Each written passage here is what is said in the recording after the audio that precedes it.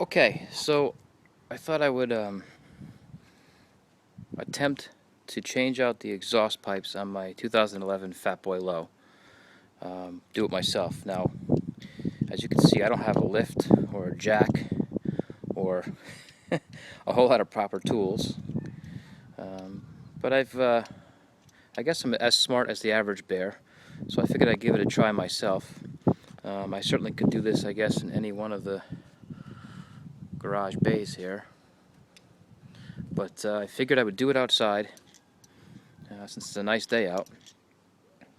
I can't do this and show you at the same time, but I probably would embarrass myself anyway. But just to let you know what I did, I actually, first thing I did was I unscrewed from, 2 screws to the manifold on each side. Then I undid the bolts down here. There's another bolt here that goes through the passenger foot peg. And of course I had to take the footrest off also to get these pipes off and to get the new ones on. So there's the old ones. The new ones are here. They're Vance & Hines Pro Pipe. The most difficult part of this so far is getting this, I don't know if you can see it here, this O2 sensor off. If I spin it, the whole sensor spins, and I don't want that. The front one I can unclip. The front one has a clip right down here, behind this little plastic,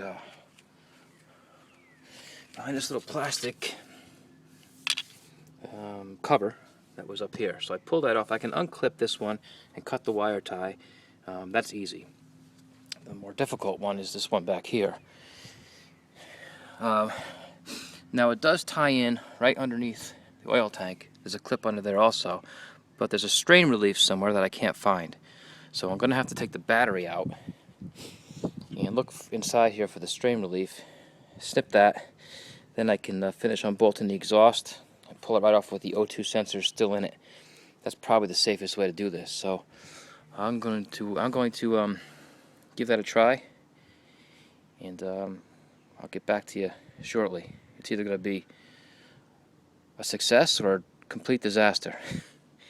And with my lack of mechanical skills, it's probably going to be a disaster. But just to let you know, that's what I did. So just again, I unbolted from the manifold first, not all the way, just about 3/4 of the way.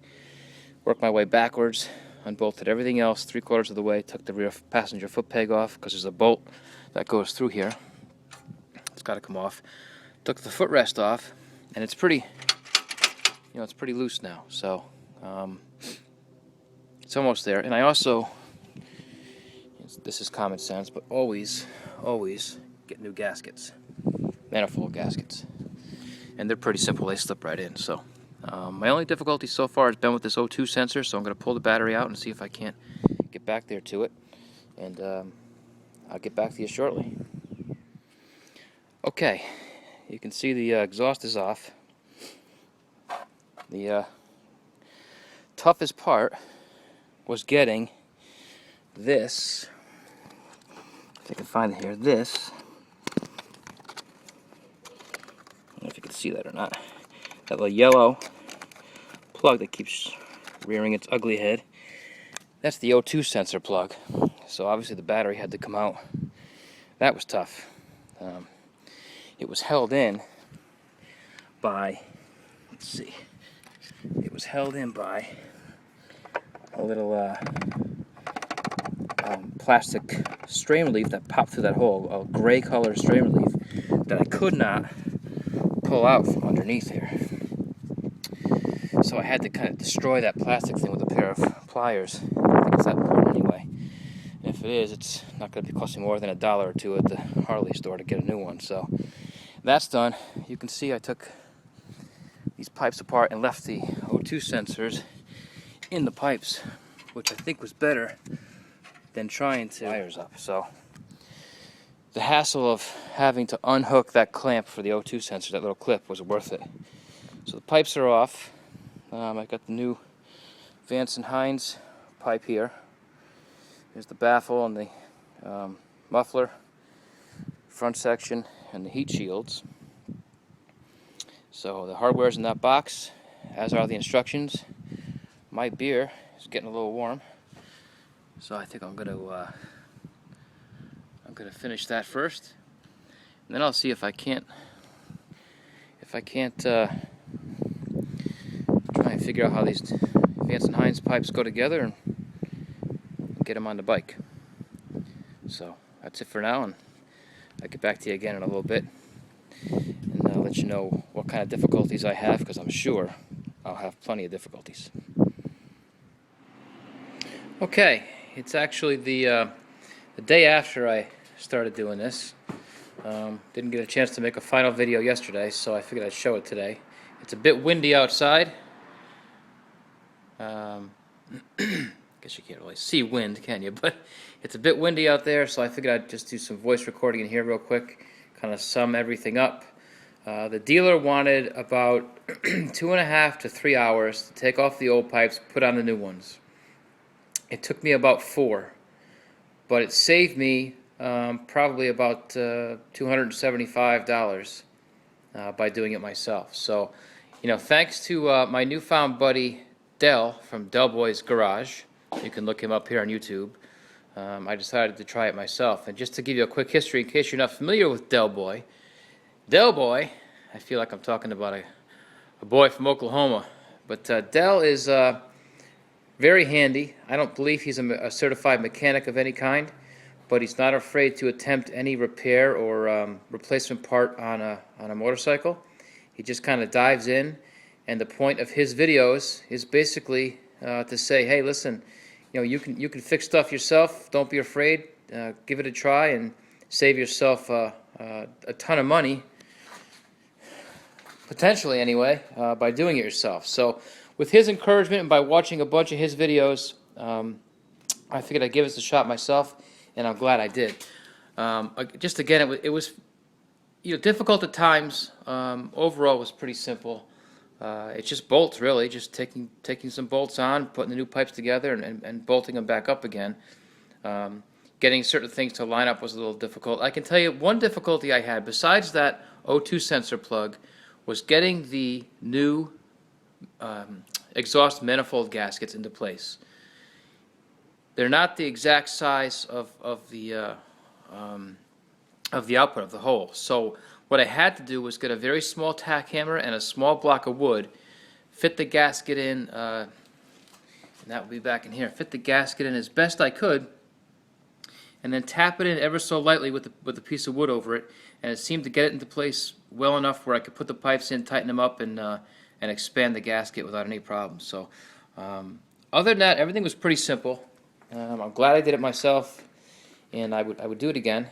And what I'll do is I'm going to back the bike out and start it up outside, because just so you can hear it, because starting it here in the garage isn't going to really do it any justice. It's going to sound a lot louder than it actually is by doing that. So I'm going to pause the video here and start it up for you. Okay, one more thing I do want to tell you. The Harley dealer told me that if you put pipes, new pipes, and a new heavy breather on, you have to retune it, map it with a chip. And of course, Harley wants you to use their Screaming Eagle chip, which only they can program, and is around $500, I believe. It's actually not true.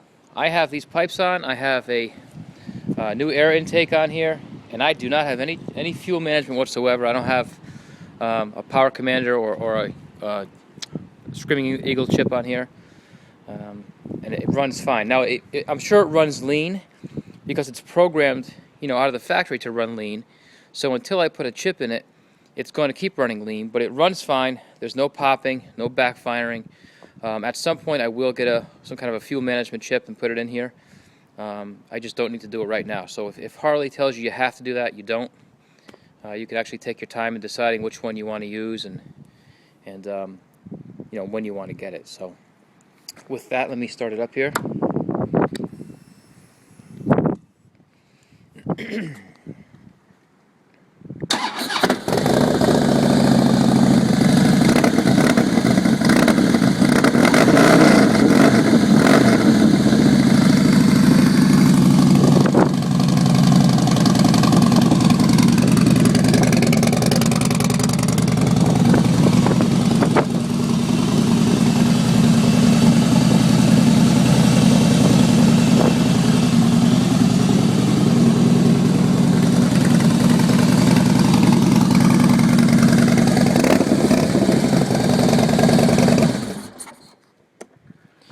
Okay, so you can see, it does. It's not tuned to perfection by any stretch without that chip, but it does run okay. I'm sure I could run it like this all summer long if I wanted to and not have any problems.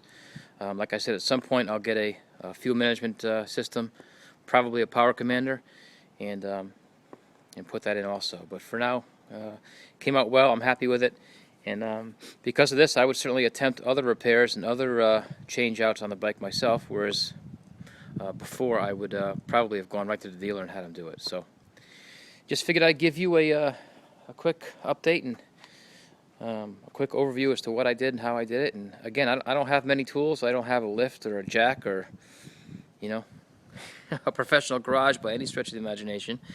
But it wasn't that difficult. I was able to do it. So that's it. Hopefully this helped you a little bit in deciding if you want to tackle exhaust on your bike.